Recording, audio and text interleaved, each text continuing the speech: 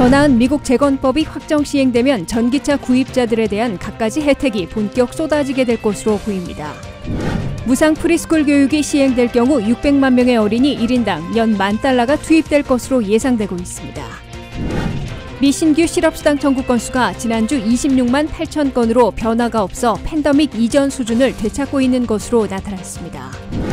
팬데믹 기간 동안 미국에서 약물 과다 복용으로 인한 사망자가 10만 명을 넘어섰습니다.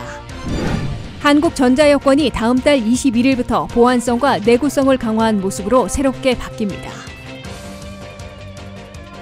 시청자 여러분 안녕하십니까? 워싱턴 뉴스 투데이입니다. 미국이 전기차를 구입하면 최대 $12,500의 세제 혜택을 제공하고 유지 보수 비용은 절반으로 낮아지는 등 갖가지 혜택들이 쏟아질 것으로 보여 전기차 시대를 앞당길 것으로 예고되고 있습니다. 조 바이든 대통령은 앞으로 10년 안에 미국 내에서 판매되는 자동차의 절반은 전기차와 하이브리드 차량으로 채운다는 목표를 잡고 있습니다. 박남주 기자가 보도합니다. 조 바이든 대통령이 서명 발효시킨 인프라 투자법과 연내에 확정될 것으로 보이는 더 나은 재건 법안에 전기차로 일대 전환시키려는 방안이 포함돼 주목을 끌고 있습니다. 발효된 1조 2천억 달러 규모의 인프라 투자법에 따라 미 전역의 현재의 휘발유값보다 절반도 안 되는 비용으로 고속 충전이 가능한 전기차 충전소 25만 개가 세워집니다. 1조 7,500억 달러 규모의 더 나은 미국 재건 법안이 연내에 확정 시행되면 전기차 구입자들에 대한 갖가지 혜택이 본격 쏟아지게 됩니다. BBB, 빌드백 배럴 법안에 따라 전기차나 전기와 휘발유 겸용인 하이브리드 차량을 구입하면 최대 $12,500의 세제 혜택이 주어집니다. 그중에서 현행과 같은 $7,500는 미국서 조립하는 전기차들에게 지급하고 미국서 만드는 배터리일 경우 $500가 추가됩니다. 미국 노조원들에 의해 조립되는 전기차나 하이브리드 차에는 $4,500를 별도로 제공하게 되지만 이 조항은 비노조 근로자들과 회사들의 강한 반발을 사고 있어 축소되거나 삭제되고 다른 항목으로 전환될 가능성이 거론되고 있습니다. 전기차나 하이브리드를 중고차로 살 때에도 $4,000까지 세제 혜택이 제공됩니다. 전기 모터사이클도 새로 사면 $7,500 또는 기계값의 절반을 세제 혜택으로 받게 됩니다. 전기차 세제 혜택을 받으려면 연소득이 개인 $25만, 부부 $50만 이하이면 되기 때문에 중산층 이하는 모두 자격이 되고 차량값도 승용차는 $55,000, SUV, 밴, 픽업 트럭은 $8만 이하여야 되지만 자동차 제조사들과 딜러들이 알아서 맞출 것으로 예상되고 있습니다.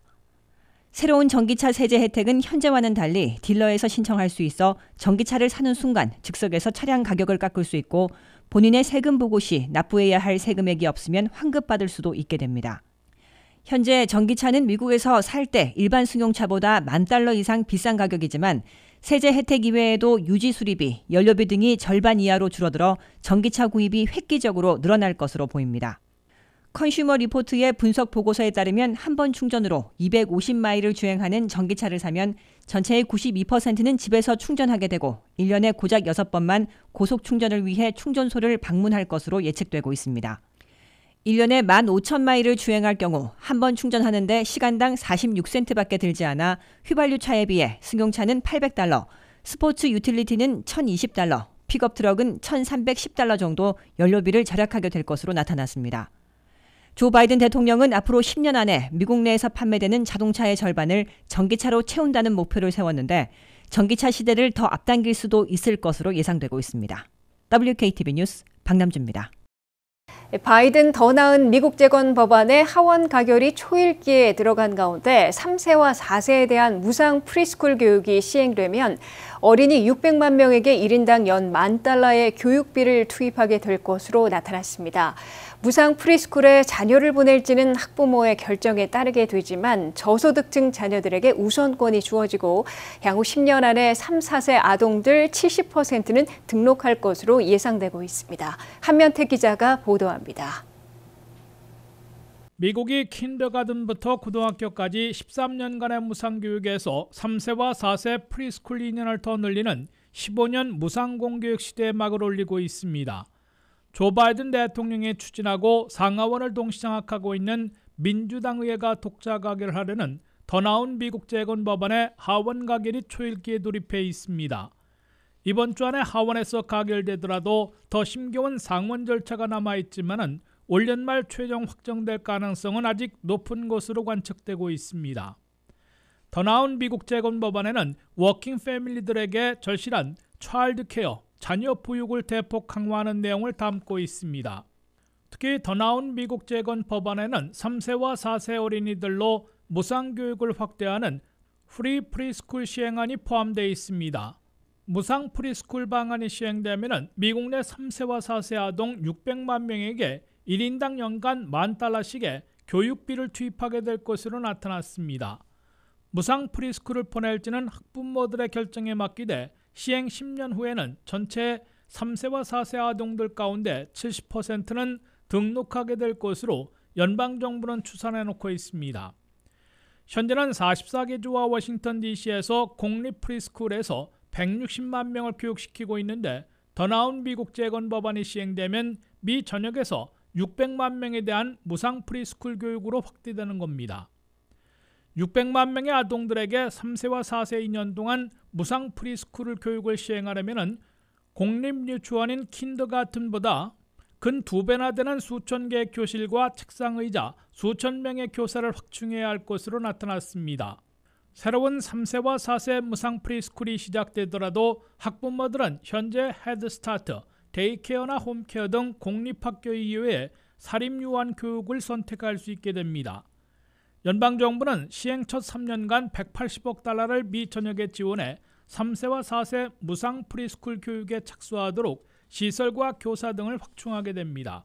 4년 차에는 연방 90%, 주정부 10%로 나눠 부담하게 되고 5년 차에는 75대 25, 6년 차에는 60대 40%로 나눠 예산을 투입하게 되며 그 이후는 다시 결정하게 됩니다. WKTV 뉴스 한면택입니다. 미 전역에서 새로 신청한 신규 실업수당 청구 건수는 지난주 26만 8천 건으로 거의 변화가 없어 팬데믹 이전으로 안정을 되찾고 있는 것으로 보입니다. 다만 연방 실업수당의 완전 종료에도 불구하고 늑장 행정 때문인 듯 실업수당을 받고 있는 실직자들은 일시적으로 300만 명 이상으로 급증한 것으로 나타났습니다. 안혜린 기자의 보도입니다. 미국의 고용지표 가운데 중시되고 있는 실업수당도 팬데믹 이전 수준으로 안정을 되찾고 있습니다. 미 전역에서 지난주 새로 신청된 신규 실업수당 청구 건수는 26만 8천 건으로 연방노동부가 발표했습니다. 이는 수정된 전주의 26만 9천 건에서 1,000건 줄어든 것으로 거의 변함이 없었던 것으로 간주되고 있습니다. 특히 워싱턴 일원의 신규 실업수당 청구 건수는 매우 적어지고 있습니다. 버지니아의 신규 실업수당 청구 건수는 지난주 고작 430건으로 전주보다 860건이나 줄어들었습니다. 메릴랜드에서는 1930건으로 전주보다 930건 감소했습니다. 인구가 많은 대형 주들에서는 희비가 엇갈렸습니다. 캘리포니아에서는 신규 실업수당 청구 건수가 지난주 6만 1,500건으로 전주보다 6,500건이나 늘어나며 다시 6만 건 이상으로 올라갔습니다. 이에 비해 텍사스는 1만 4,800건으로 1,300건, 뉴욕주는 1만 4천 건으로 550건 각각 줄었습니다. 실제로 실업수당을 받고 있는 실직자들은 연방 실업수당의 완전 종료로 매주 급감해왔는데 이번에는 늦장 행정으로 한꺼번에 늦게 지급했기 때문인 듯 급증한 결과가 나왔습니다. 2주 늦게 집계되는 실업수당을 받고 있는 실직자들은 10월 30일 기준 모두 318만 5천 명으로 다시 늘어났습니다.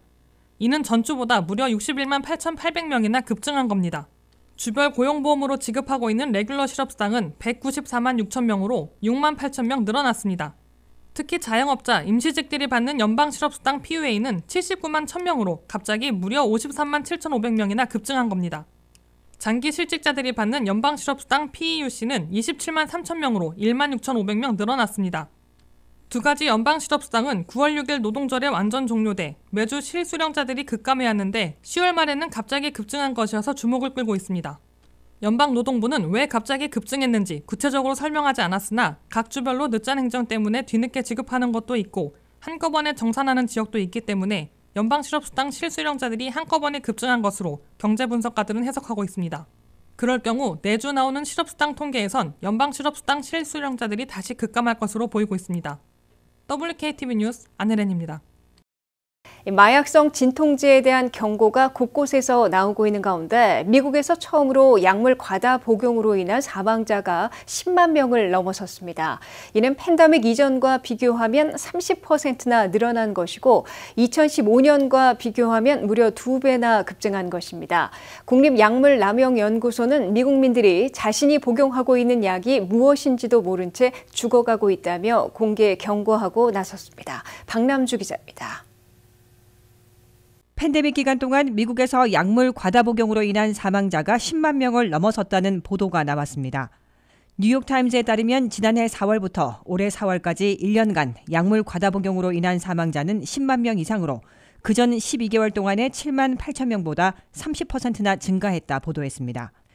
미국에서 약물 과다 복용으로 인한 사망자가 10만 명을 넘어선 것은 처음으로 자동차와 총기 사고로 인한 사망자를 합한 것보다 많습니다.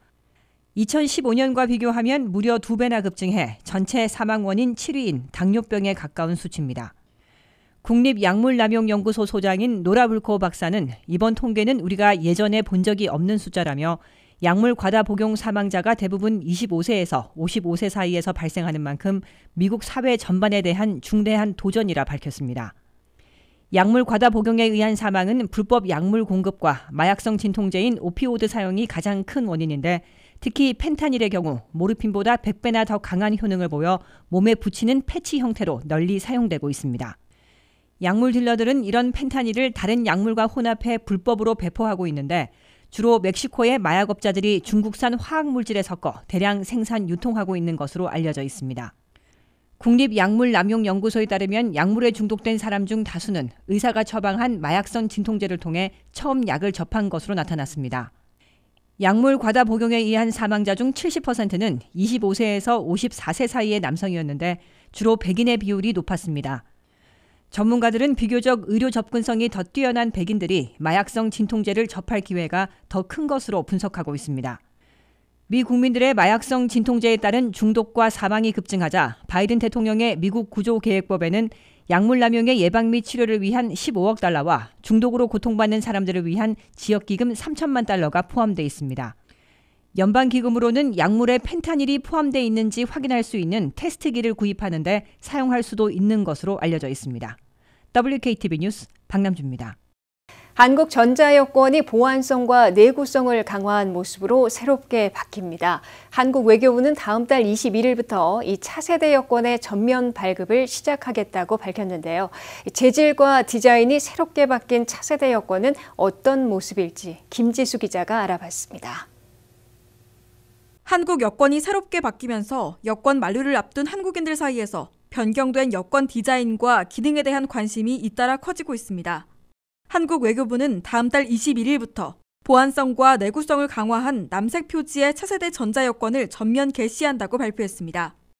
한국 정부는 지난해 코로나19 확산이 계속되며 여권 수요가 급감하자 예산 절감 차원에서 차세대 전자여권 전면 발급 시기를 연기하면서 현재까지 관용 여권 및 외교관 여권에만 시범적으로 적용해왔습니다.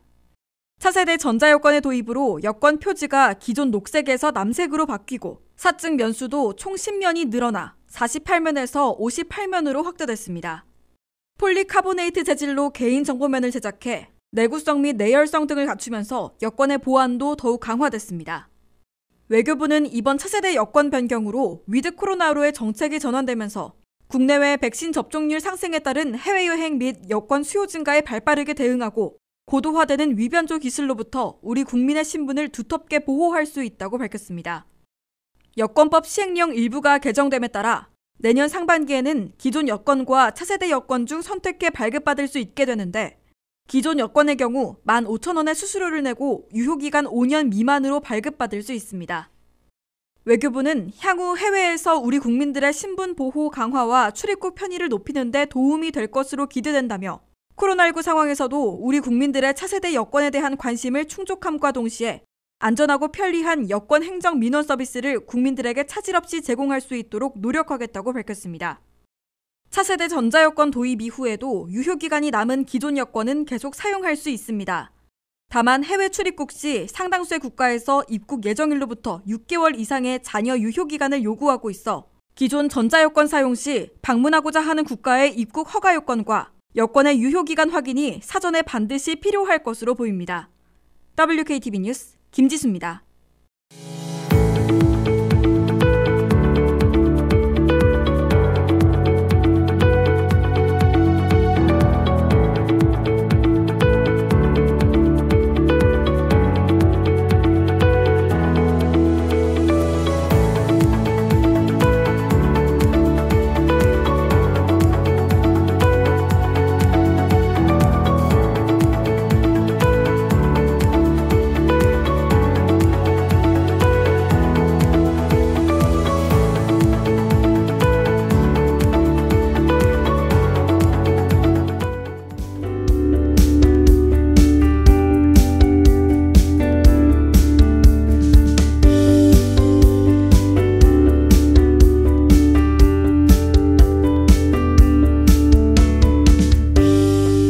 이상으로 워싱턴 뉴스투데이를 마치겠습니다. 시청해주신 여러분 고맙습니다.